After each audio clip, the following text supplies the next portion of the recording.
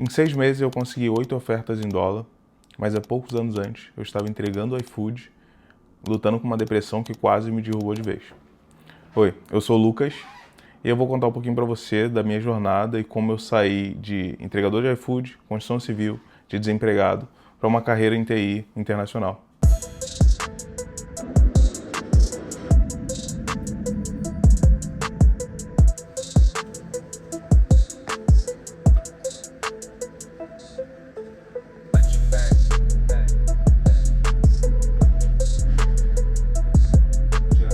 Nesse vídeo eu vou te contar exatamente como eu consegui fazer isso tudo, inclusive entrar em alguns detalhes que normalmente as pessoas não mostrariam aqui no YouTube. Isso não é um jogo de sorte e azar, é um processo que dá para aprender e dá para implementar na sua carreira com consistência e direcionamento correto. Meu primeiro contato com computação foi aos 11, 12 anos, criando alguns blogs para disponibilizar jogo de graça. Como eu baixava jogos e instalava jogos craqueados, como muitos brasileiros da minha geração, eu criei um blog que era só a linguagem de marcação, um catálogo usando Blogspot. Esse foi meu primeiro contato, sem muito estímulo, sem pensar em construir uma carreira, sem pensar em fazer um curso depois, nada disso. Algo bem infantil, bem inocente ali. Mas ali já tinha sido plantada alguma semente de interesse pela área, interesse por usar computadores, por criar coisas com o computador.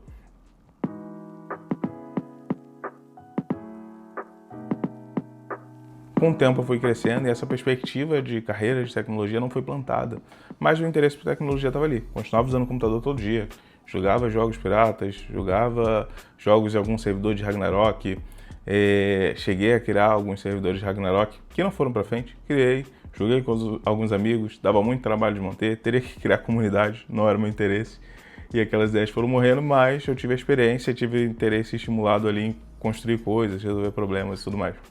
E a vida adulta foi chegando e eu tive que fazer aquela escolha, né? Ou engenharia ou direito, né? Foi a pergunta que meu pai fez. Porque as pessoas que ele conhecia, provavelmente que eram bem-sucedidas, tinham alguma estabilidade, eram engenheiros ou advogados.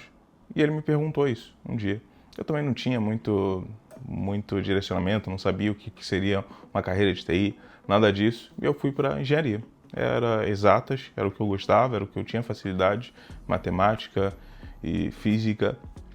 Eu segui por esse caminho. E ali entre 18 e 19 anos, eu fui para o Rio de Janeiro, capital, saí de Campos de Goytacazes, que é uma cidade a 300 quilômetros do Rio, mais ou menos, e fui para a capital trabalhar na construção civil como apontador de pessoal. E ali eu já fazia técnico de edificações em Campos, continuei o técnico de edificações do Rio de Janeiro, e trabalhei durante 3 anos e 10 meses naquela mesma construtora.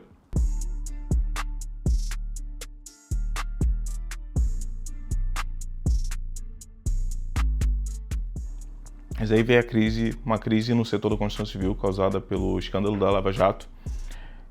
E vários clientes acabaram interrompendo obras, que eu trabalhava numa construtora que atendia principalmente grande indústria de petróleo e gás.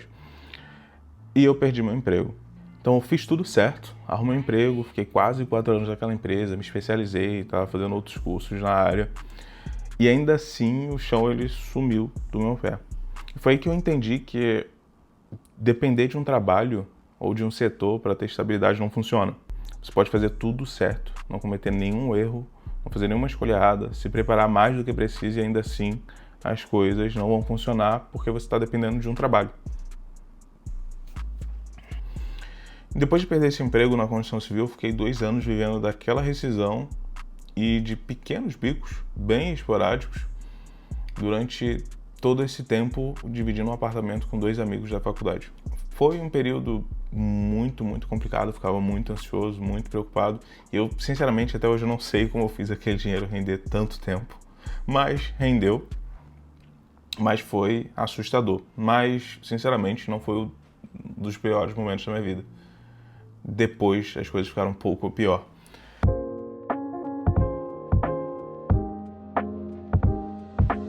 E aí depois de perder meu emprego na construção civil, eu fiquei 2 anos vivendo de rescisão em bico, basicamente. E com dinheiro escorrendo, sem uma direção clara, eu comecei a explorar algumas ideias e possibilidades na internet, tipo e-commerce, mercado de afiliados, e encontrei o day trade. Eu comecei a explorar isso, foi onde eu me interessei mais. Eu acho que quase todo mundo se interessa pela ideia de fazer dinheiro do computador, olhando o número de tela e fazer o capital crescer exponencialmente. Mas, por sorte, não fiquei delirante. Mas eu fiquei ali meses, eu acho que um pouco mais de um ano, explorando isso. Não cheguei a perder muito dinheiro, eu acho que eu também não fiz dinheiro, talvez eu tenha feito um pouco, mas isso não importa.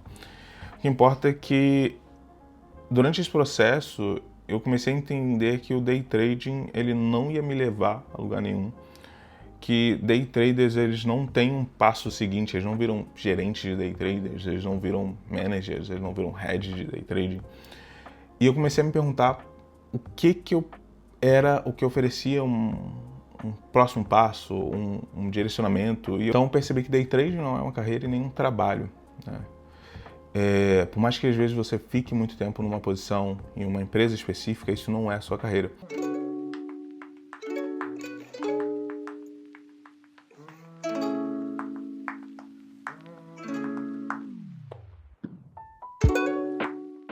Durante esse período, durante esses outros anos que passaram, eu comecei a trabalhar entregando no iFood. E ali eu acho que na realidade essa foi a minha pior fase, né? Que eu ganhava R$ 1.300, R$ 1.500 entregando com o iFood. Morava longe da região onde eu tinha que entregar, então eu pegava o trem, alugava a bicicleta do Itaú e ficava fazendo entregas ali. E fiquei fazendo isso durante muito tempo, ainda sem direcionamento, ainda buscando respostas, ainda entrando em comunidades. E aí veio o baque durante a pandemia, que foi o falecimento do meu pai. E esse ponto, acho que não tem nem que explicar muito como isso me impactou. E eu tive que voltar para Campos para ajudar minha mãe, para cuidar dela, para resolver algumas coisas, porque meu pai era quem cuidava da casa, a principal renda da casa, e eu precisava resolver financiamento do terreno que eles moravam, precisava resolver a renda da minha mãe até o INSS sair, e ainda assim o INSS não ia ser suficiente. Então foi o momento realmente mais difícil da minha vida, ao mesmo tempo foi quando eu parei de só sobreviver, como eu estava sobrevivendo, e tentava achar uma resposta para construir alguma coisa.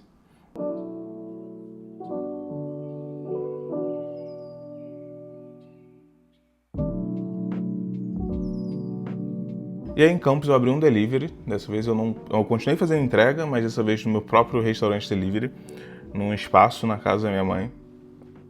E eu esbarrei nas taxas altíssimas do iFood. O iFood basicamente fez mais dinheiro com o meu delivery do que eu, na realidade.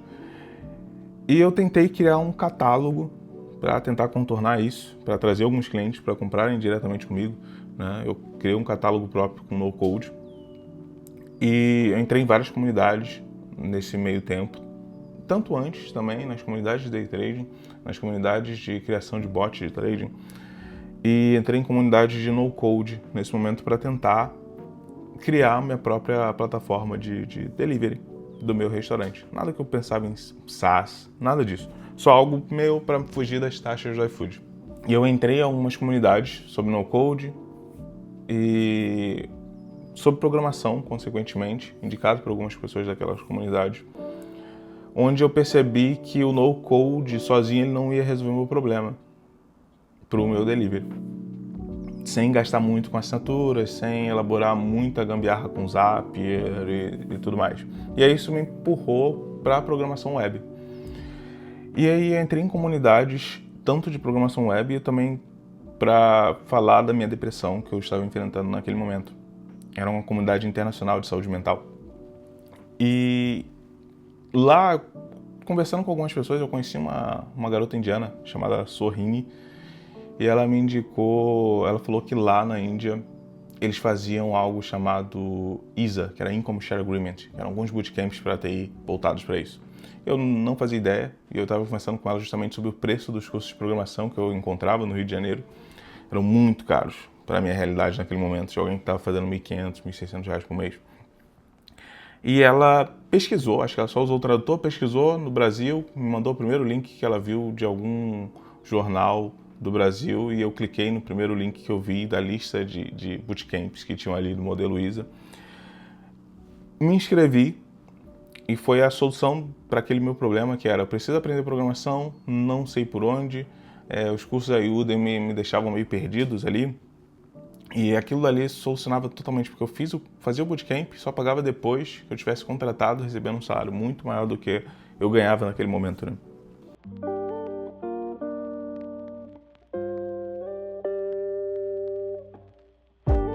E a virada não veio necessariamente de um curso caro ou de um plano genial, né? Ela veio de estar nos lugares certos e receber as perspectivas certas, alinhadas com o meu contexto, alinhadas com o que eu realmente queria, que era construir uma carreira, sem saber ainda naquele momento o que era uma carreira de fato, e trabalhar com tecnologia, né, que era algo que me atraía. E um detalhe importante: eu me inscrevi no primeiro link, do artigo, que tinham 10, eu acho, 10 bootcamps. Todos eles todo mundo conhece, a maioria deles. Eu cliquei no primeiro, me inscrevi no primeiro porque era o mais barato, eu acho que eu fui a terceira turma deles. Só que esse bootcamp nem existe mais, essa escola de tecnologia nem existe mais, né? Não foi sobre nem, então, escolher o melhor ou certo, mas foi sobre agir na direção certa, dentro do meu contexto. E aí, 6 meses depois, eu entrei no bootcamp, eu passei por um processo seletivo de um cliente deles, tinha um desafio técnico para fazer, e eu consegui meu primeiro emprego como desenvolvedor CLT, e eu saí de R$ 1.500, R$ 1.600, R$ 1.300 com iFood Delivery, né, para R$ 3.500 CLT, mais os benefícios. Para vocês terem ideia, a minha expectativa salarial na época era provavelmente se eu somasse os benefícios, assim, que chegavam até mim, né, de VR, benefício educacional, de reembolso se eu fizesse faculdade e tudo mais. Então foi um salto absurdo, mas ainda assim a síndrome do impostor bateu de uma forma cruel. Eu tinha medo até de fazer pergunta. Mesmo assim, mesmo sabendo que eu era júnior, mesmo sabendo que eu deveria fazer esse papel de perguntar, de pedir uma conversa, de pedir um pair coding, qualquer coisa, a síndrome do impostor me paralisou de uma forma absurda. Porque eu fiquei muito tempo acostumado com derrota. Eu acho que provavelmente foi isso. E além disso, eu era um júnior, não sabia nada sobre o mercado de TI, não sabia nada como eram metodologias ágeis, rituais ágeis, nada disso. Ou sabia de ler, ou de ver um vídeo sobre isso, mas não sabia vivenciar isso. E isso me paralisou muito.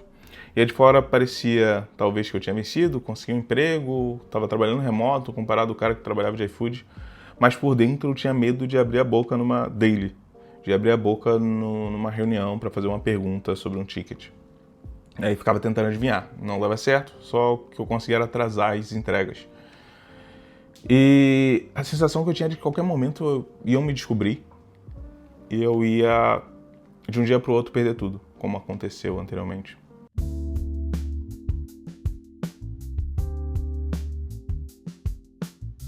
E, em paralelo, eu consegui uma oportunidade de dar aula em uma ONG, né, que foi muito bom para mim, muito bom. Isso foi uma parte brilhante da minha história. Eu amava fazer aquilo ali, essa é a verdade. E aí, durante uns 3 anos, eu fiquei, inclusive, trabalhando com eles, que nos finais de semana eu dava aula de computação básica, né, letramento digital, em uma ONG no Rio de Janeiro. Então, eu ensinava lógica, um pouquinho de programação, um pouquinho de pacote Office, para pessoas de 15, 14 até 65 anos, basicamente. Então, ensinar me ajudava a entender melhor esse processo, inclusive a minha mente, porque eu via também os meus alunos, que muitos eram adultos, muitos eram idosos, esse medo de fazer perguntas, essa síndrome do impostor, muita insegurança. Isso me ajudou a entender a mim mesmo, de certa forma. E isso também me deu um propósito, me dava um senso de autoestima muito bom, porque era muito bom trabalhar com isso. Eu gostava de ensinar. Foi uma parte realmente que me deu um alívio e eu acho que contribuiu muito positivamente para a minha saúde mental. E além disso, claro, tinha tudo a ver com a carreira que eu estava construindo e naquele momento eu ainda não sabia o que era uma carreira, diga-se de passagem. E aí, justamente por estar inseguro, eu comecei a fazer algo muito contraintuitivo. Eu não sei, eu acho que eu não cheguei nessa conclusão, acho que foi uma coisa meio que subconsciente, eu não sentia que eu conseguia melhorar tecnicamente com cursos da Udemy, nem nada do tipo. E eu comecei a aprender muito sobre empregabilidade em TI. Eu achava que a qualquer momento eu descobrir, eu ia ser demitido, eu ia perder tudo. Então, já que eu não me sentia bom o suficiente, eu ao menos ia entender como eu ia conseguir o meu próximo emprego quando eu fosse demitido. Era quase uma certeza absoluta que eu ia ser demitido, na minha cabeça, né? E aí esse medo ele virou um combustível. E aí no meio disso tudo eu consegui participar de vários processos seletivos, várias entrevistas, mesmo como júnior, mesmo estando empregado, e aquele medo ele virou combustível para isso. E na realidade a demissão veio, mas por sorte eu já estava avançado em outros processos seletivos, e para minha surpresa, que achava que era incapaz o suficiente, eu dobrei a minha renda, né? Eu consegui uma vaga CLT de R$7.000, com menos benefício, mas era R$7.000 CLT, ainda como júnior, né? Era uma consultoria internacional. Eu ia trabalhar diretamente para Google através dessa consultoria.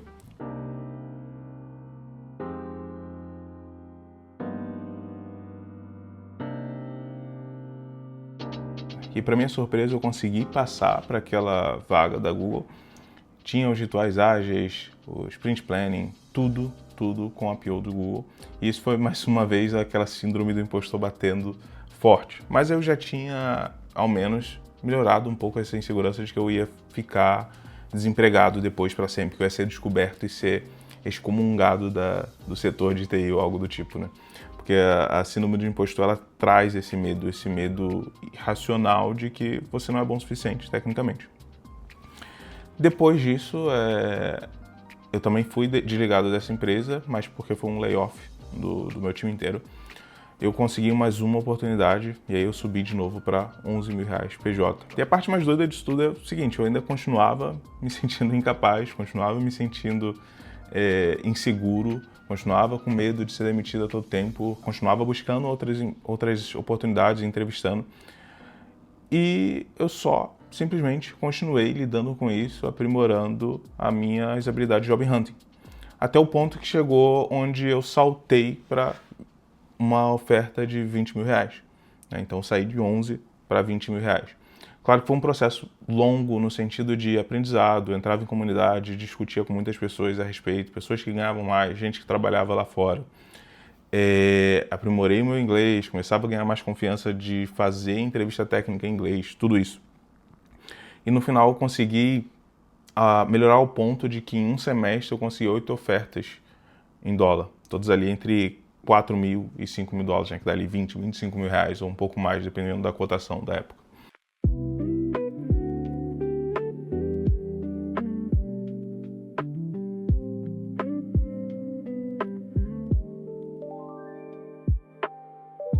Então, no meio dessa jornada, eu saí de apontador de obra, entregador de iFood, cara extremamente depressivo por consequências da vida mesmo, até conseguir uma estabilidade de carreira recebendo em dólar. E olha que eu não sou nenhum gênio, né? De novo, não sou nenhum gênio, não me considero nenhum gênio.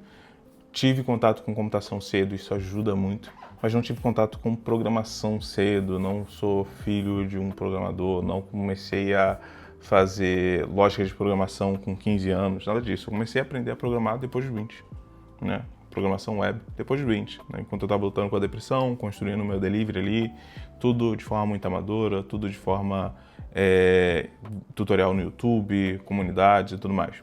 Então as comunidades certas, elas mudaram muito a minha trajetória, me ajudaram absurdamente. A porta que apareceu para mim, por exemplo, no bootcamp de aprendizado, ela só apareceu porque eu estava no lugar certo, procurando essa informação, obviamente. Então a comunidade certa, ela vai te ajudar absurdamente a ganhar tempo. Uma outra coisa foi não esperar se sentir pronto. Eu não esperei aquela insegurança passar para buscar uma próxima oportunidade. Eu não esperei o medo, a síndrome do impostor passar para me arriscar a uma vaga nova que pagava mais só porque eu tinha pouca experiência, né? E acabava que eu aceitava as oportunidades e conseguia entregar valor nelas. E ficava nelas por um tempo considerável, né? E a carreira, ela é um jogo que você consegue aprender.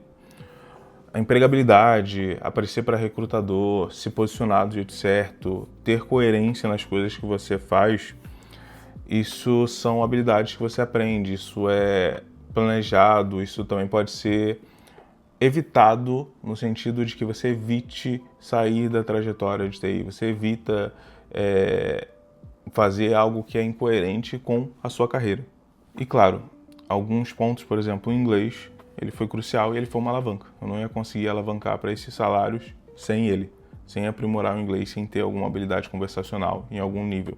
E o que parecia ser só a diversão ali jogando videogame foi um fator, um trampolim para me manter naquela direção e ter uma certa facilidade dentro daquele contexto de idioma, enquanto eu estava aprendendo ali num curso e tudo mais.